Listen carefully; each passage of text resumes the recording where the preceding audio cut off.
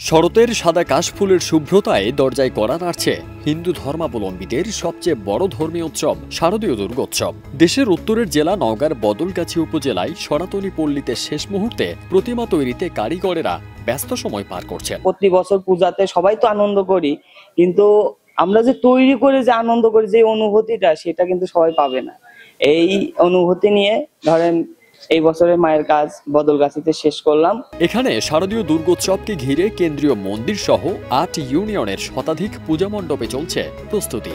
কাদামাটি, খড়, বাঁশ ও সুতলির কাঠামোতে মৃৎশিল্পীদের নিপুণ হাতে রং তুলির ছোঁয়ায় প্রতিমাগুলো হয়ে উঠছে প্রাণবন্ত। কাঠামো তৈরির কাজ প্রায় শেষ, এখন চলছে অলংকার ও রঙে সাজানোর শেষ মুহূর্তের আয়োজন। ক্ষুদে শিল্পীরাও এ কাজে যোগ দিয়েছেন। বাবার সাথে আগে ভাগে কাজ করতে আসি, আবার উনি বাড়িতে কাজ করি, সোলার আর স্কুলও করি, হাতের কাজও করি বাসায়।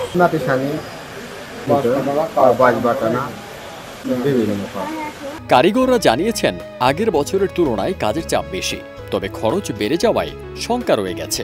প্রতিমার আকার ও মান অনুযায়ী ১৫,০০০ থেকে ১ লাখ টাকা পর্যন্ত পারিশ্রমিক নিচ্ছেন তারা।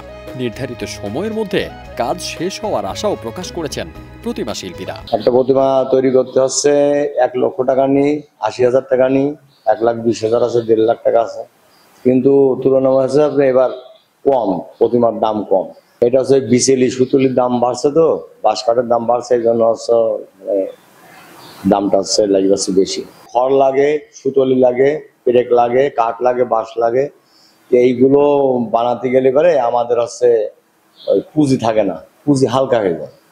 যেখানে এই প্রতিমার দাম আমার হচ্ছে ১.৫ লাখ টাকা নিলে ঠিক হতো, কিন্তু এই প্রতিমার দাম নিচ্ছে আমি হচ্ছে ৯০,০০০ টাকা, তো ওখানে আমার ৬০,০০০ টাকা মাইনাস হয়ে যাচ্ছে।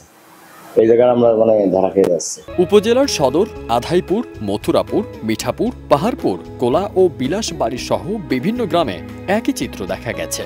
শিল্পীরা শুধু জীবিকার জন্য নয়, ভক্তি ও ধর্মীয় অনুভূতিতেই প্রতিমায় প্রাণ সঞ্চার করছেন। বংশ পরম্পরায় কাজটা করে সেই সূত্র ধরে কাজ করে আসতেছি।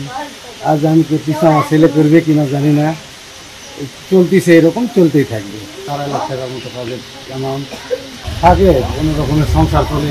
আমরা নিজের হাতে তৈরি করলাম, নিজের হাতে যত্ন সহকারে গোছালাম, এর আনন্দটাই অন্যরকম। আর কিছুদিন পরে এই মার পূজা হবে, সবার জন্য মঙ্গল কামনা রইল। এবার বদলগাছিতে ১০৪টি পূজা মণ্ডপে একযোগে অনুষ্ঠিত হবে শারদীয় দুর্গোৎসব। ২৮ সেপ্টেম্বর মহাষষ্ঠীর মধ্য দিয়ে শুরু হয়ে ২ অক্টোবর বিজয়া দশমীতে শেষ হবে উৎসব।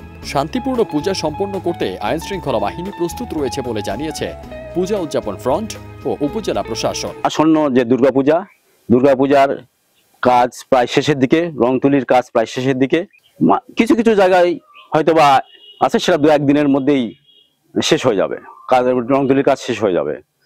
আর এ ব্যাপারে উপজেলা নির্বাহী অফিসার এবং থানা ওসি সাহেব খোঁজ খবর নিচ্ছেন।